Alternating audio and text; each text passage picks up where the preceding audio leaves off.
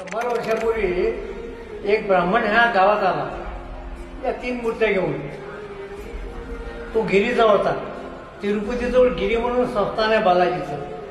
ते हे तिथले बालाजी आहेत गिरीचे.